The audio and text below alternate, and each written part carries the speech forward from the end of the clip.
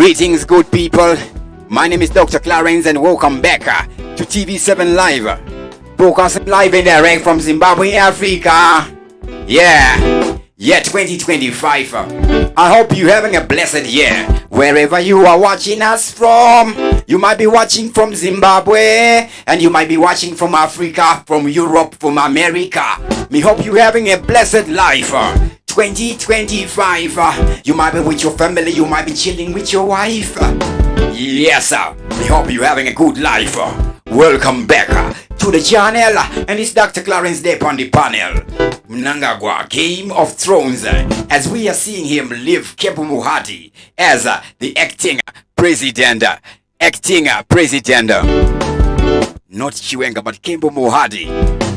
Is he trying to be staying in power while on vacation? So, these guys are being the acting president only. He remains SADC chair. There is no acting SADC chair. He remains the SADC chair. Then we see this. SADC calls for immediate peace in Mozambique.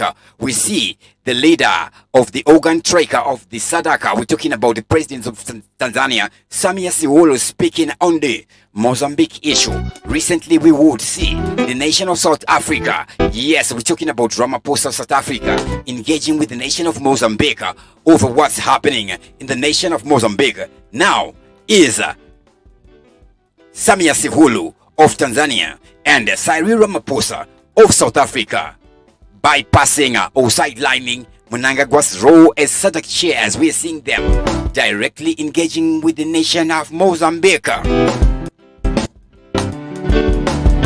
Big up everybody. To those who are watching us live, you can write your comments in the top chat or in the super chat. That's how I can get to see your name, so I can give you my shout out. And make sure you click the like button, subscribe to TV7 Live if you have not yet already done so that you never miss any of our videos, because we make videos each and every day.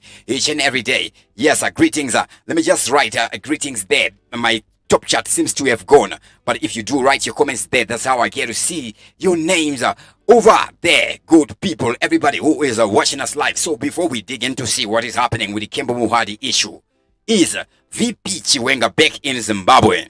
There is rumors and speculation that he has arrived today. That is 1 January 2025, but that hasn't been confirmed yet. Before we go there, we check this interesting video here.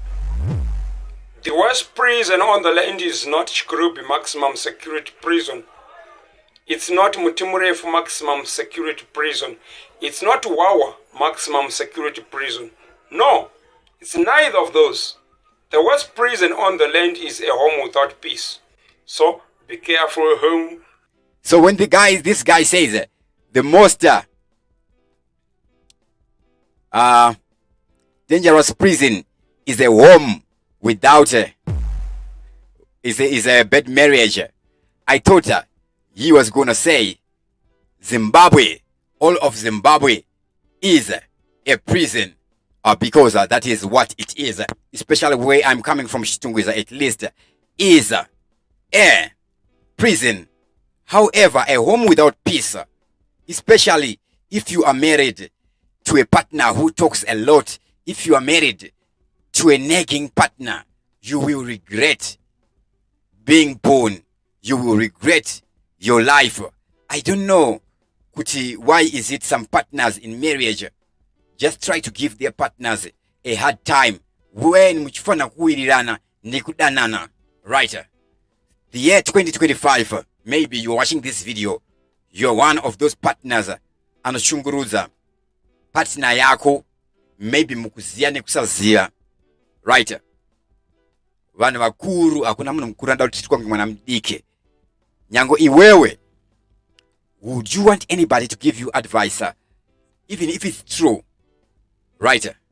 So where we can get advice is on a channel like this, where nobody knows you, where I'll be pretending to be a good person, but behind the doors, I am a bad person. I am a notorious person who does their own nonsense back in the backyard. But can you type a TV7 program? We will be all presentable, speaking like we're good guys, we're caring guys, and things are like that. Now, maybe You are worried about what happens when Mnangagwa returns from his vacation.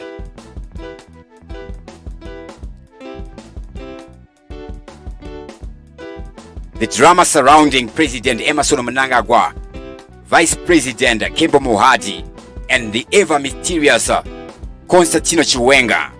Mnangagwa's leave, we see Kembo Mohadi's rise.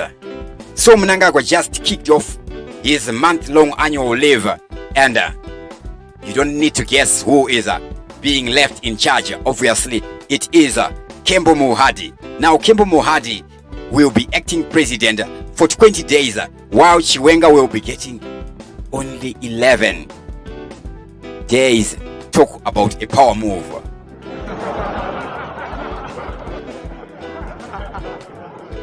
Now, it's almost like saying, I trust Mohadi more than you, Chiwenga. And why wouldn't he? Why wouldn't he? Rumor has it that Chiwenga has been making some presidential moves of his own. Chiwenga's speculated ambition.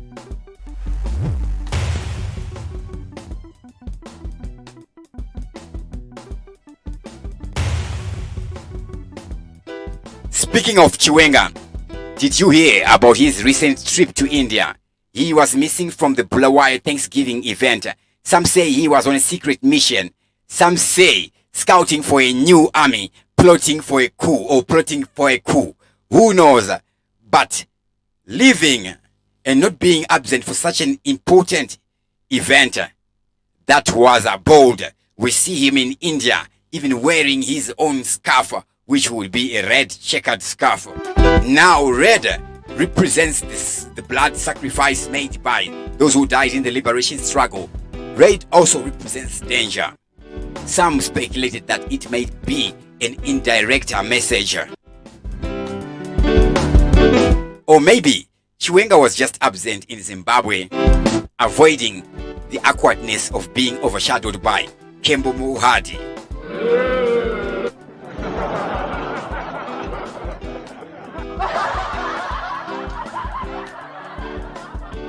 Remember, Kembo Mohadi is the guy who gets 20 days, while I'm stuck with 11 days. Now, the Bulawayo Thanksgiving would turn into an EG 2030 campaign, and this would happen in Chiwenga's absence. We even see Reverend Utaunashe sing a song that incorporates 2030 in the lyrics. Now let's talk about this Bulawayo Thanksgiving event. It was supposed to be a celebration, but it would turn into a platform for the 2030 campaign. Can you believe it? They are already campaigning for the next election while they're still to recover from the last one.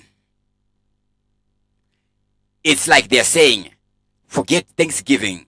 Let's talk about how we are going to win in 2030. And with all this political maneuvering, it feels they're trying to skip Mnangagwa as a SADC chair. Now, regional politics and speculations. What about South Africa and Tanzania reaching out to Mozambique? Many are speculating that this is a strategic move to sideline Mnangagwa. It's like they're saying, hey, Zimbabwe, but no thanks.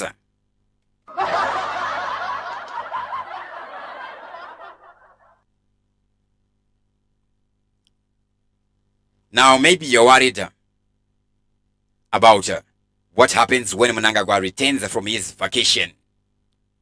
Will he be coming back with new ideas, or just more of the same old problems?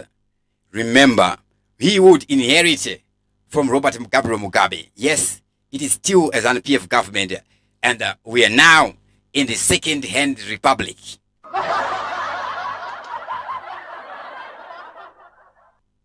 So here we are, Mnangagwa on leave, Mohadi acting like he owns the place, and Chiwenga probably plotting his next move in this very Game of Thrones, but with less dragons and more political intrigue. 2030. 2030. 2030.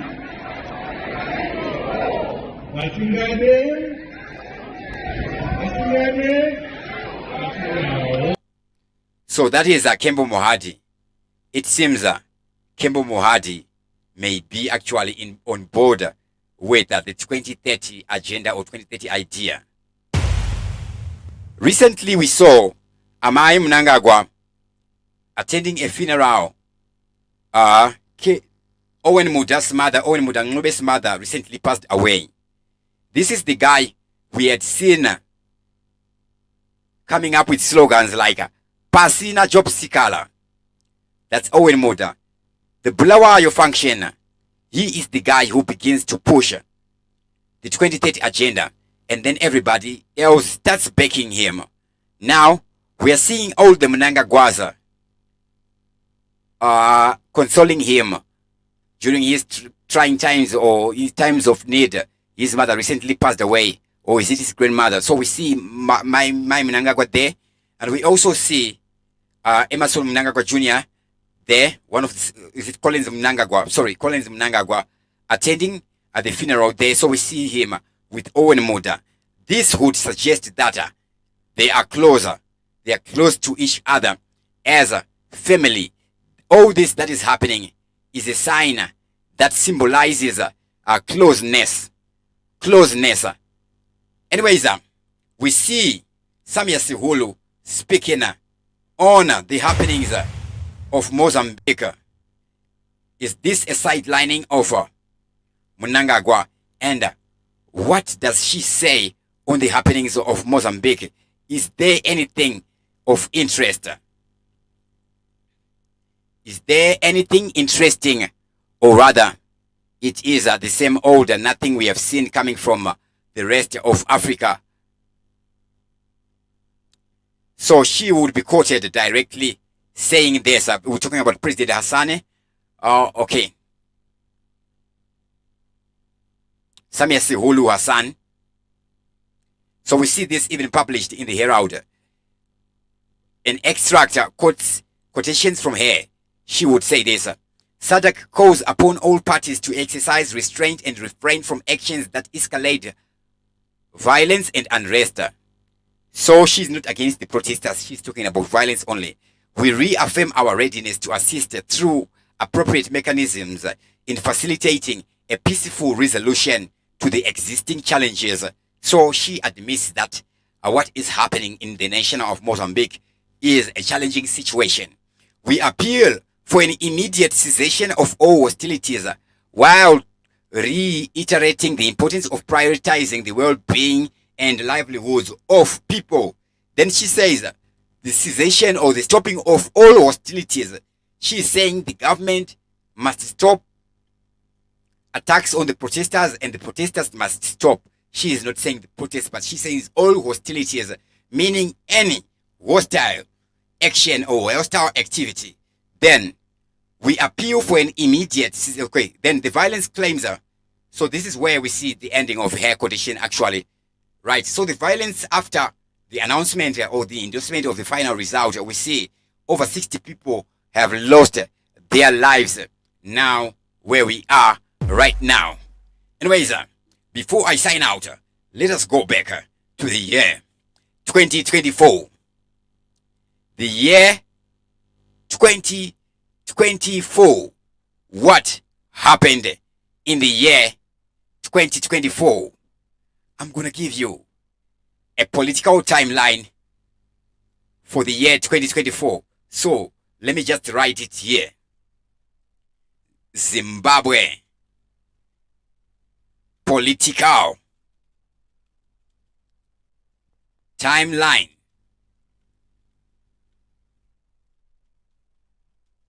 (2024). Let us jump over there. Let us go on down there. Yeah. What happened in the year 2024?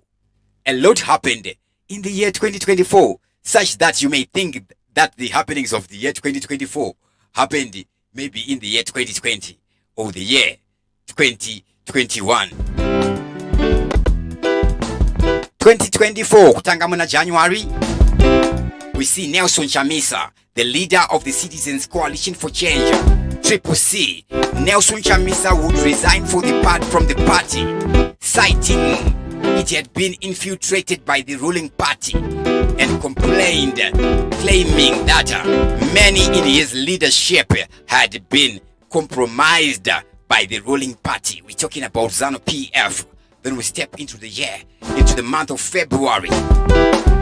February, we see continued political repression. Remote reports emerge of ongoing repression against opposition members and civil society, indicating a systematic effort by the regime to consolidate power. In the year of March, we see political maneuvering. ZANU-PF party would intensify much efforts to undermine opposition parties. We see coordinated actions to recall elected officials from the Triple C. In April, state of the national disaster. We see President Emerson Mnangagwa, the ZANU-PF master, would declare a state of national disaster due to severe drought that would have affected Zimbabwe's maize production massively. We step into the month of May. Leadership changes. Mnangagwa fires Mike Bima as political commissar and then would appoint Clemens Munyara Zimachacha, who promotes the controversial 2030 agenda. In the month of June, not only Chando Chairoa cracked down on dissent, significant crackdowns would occur. We see government maintaining its crackdown on dissent. Right, in the month of June, we see over 160 arrests linked to protests and gatherings. This is a time where Zimbabwe is preparing for the SADC summit. Over 160 arrests. Police actions include raids and violent dispersal of assemblies of people. In the month of July, we see continued arrests as the government maintains its crackdown on dissent with numerous arrests of opposition members, including those associated with student unions and civil society organizations. In the month of August, the dust hasn't settled. It has just begun, and we see SADC summit preparations just beginning as Zimbabwe prepares to host the Southern African Development Community SADC Summit.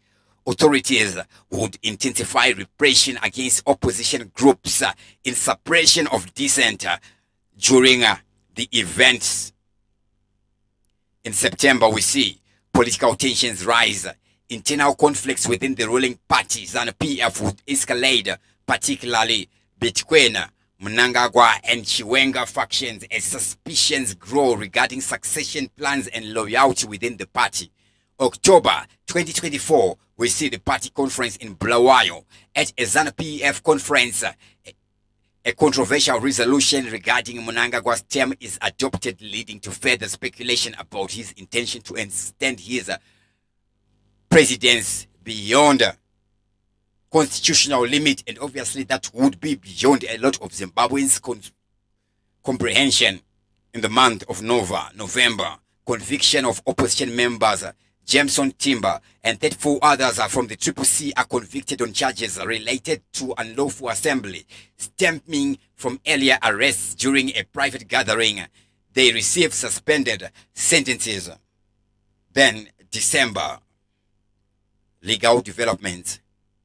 We see the High Court strikes down a ban on abortion services for minors and women raped by their husbands. The government also allows farmers who receive expropriated land to sell the land to indigenous Zimbabweans. We see the death sentence is officially abolished in Zimbabwe. And that concludes it for the timeline. Zimbabwe political events in the year 2024. Enough respect to everybody who is watching us live, who was watching us live. Do you have any comments? I'm just going to check. Maybe my YouTube there is not showing any comments because I don't see any comments. Oh, nobody really commented on the video. So I'm just going to check, reopen the video to check right before I sign out. Big up to everybody who was watching us live right about now. And thank you guys for choosing to watch TV7 Live. Thank you guys for supporting TV7 Live. Before I do check that, we see a very disturbing story coming from the Zimbabwe media there. I just have to read this story. Just a little bit briefly so we can know what is happening. We see this one. Overzealous policing backfires. Overzealous policing backfires. And we see something that is very tragic.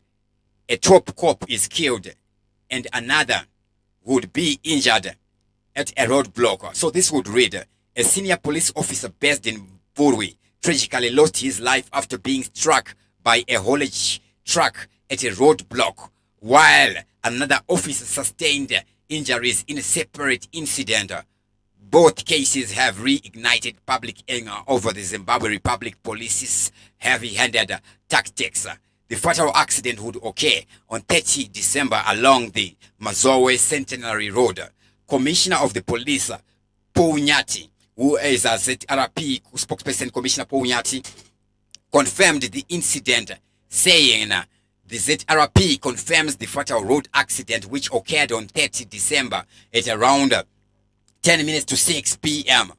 at the 42-kilometer peg along Mazowe Centenary Road in Mvurwe, at which a police officer was killed. The officer was conducting roadblock duties when a Freightliner Columbia truck traveling towards Mazowe evaded the checkpoint and hit him on the head with the trailer. The truck then collided with a stationary Nissan X-Trail vehicle. The officer was pronounced dead upon arrival at Mvurwe Hospital. In a separate incident on Monday, another police officer was injured while directing traffic in Masvingo near the Chevron Hotel. The officer sustained a swollen heel. So we see this one happening. So to the police officers, be careful. Protect your lives out there. Of course, you are being corrupt, you are corrupt. But you remain our brothers and sisters. You are Zimbabweans. We are rooting for a better Zimbabwe, where all civil servants would get meaningful monies. We are rooting for you. When we be speaking and doing all this, we are doing all this for you, especially our civil servants. We are one people. Because you are corrupt, right? We are suffering just as you are. Just as you are. But please, while on the roads there, do protect your lives. Do protect your lives. And remember, utsinye wa mneitira vanhu mumarodhum, maybe ndo unogona kudetermine mararamiro aunoita. Maybe this guy is being hit. It was a direct punishment from God. I'm not saying it is, it was. I don't know about that. But let us be responsible for our own lives. Let us be very careful. Let us be very careful. Joshua Mungemon can try to evade because I said andina anything, and they know you can go miss police in Zimbabwe. These guys are corrupt. They're gonna ask for something. They're gonna be asking for something. So that would be very disturbing. Anyways, I think okay, enough respect to everybody who's watching us live. Right about now, I'm just gonna try and read some of the comments here. We're saying Nyarazi watching from Dubai. Thank you very much for choosing to watch TV7 Live. Glotin Kiwani, thank you very much. You've been consistent watching TV7 Live, and may God bless you. And I am very grateful for you. He says Southern Chain did an empty egg shell, but the empty man who was supposed to be inside, Pikanisi, Once again, a very loyal viewer there. Thank you very much for supporting. Says good evening, my favorite dog. Thank you very much. PN again. Thank you very much. Says hello, happy new year. Happy new year to you. Daniel Chinyemba say thank you for choosing to watch TV7 live. Machonyonyo Mashingo watching from Southern Africa. Thank you very much. Enias Ndlovu watching from Australia. Thank you very much. The good dog, what a year. 2025 is going to be a big year. A turning point. That's Viking Kani. Thank you very much again for supporting TV7 Live. Dumisani SLN. Everybody who was watching us live. Guys, do feel free to tell us how we can improve. If you have any ideas, I am open. You can write it in the comments. You can send me a message on WhatsApp. On WhatsApp, maybe I may take a long time to respond, but I do respond. Big up to Dumisan SLN. Ivanza Chingwadzimba. Thank you very much. That says thank you, Doc, for opening our eyes. Watching from London. Thank you very much for that positive feedback. And we have a Moneye Nyamonda watching from SA. So thank you very much to everybody. I'm just going to put my number on the screen so that you can tell us what else can we be doing. Remember, I've asked you for a long time to bear with me, guys, as I'm being harassed by people who stay near my house. The same people who were used by ZRP to kill my father in the year 2008. So they think because they killed him, they can kill me because I speak my videos and criticize ZRPF government. So at one point, I would make a video asking Mnangagwa, did you send these guys to be harassing me and torturing me and interrogating me every day to an extent that are not touting and other nuisance just to disturb? Right. So I call the president's office. I don't get any response. At one time, I tried to go to Vice President Chiwenga's office. I couldn't get in there because a police officer was at ZRP. Right? So I have reached out to the guys there to see what's happening because I don't think Mnangagwa is so stupid to me. Right? Of which, and because in 2008, my father actually really died. However, I serve a big God. These guys cannot kill me. They do not have the spiritual authority or capacity or the physical capacity to kill me. However, should they continue, I pray in the name of Jesus, may they die themselves. With that, I sign out. Dr. Clarence, TV7 Live.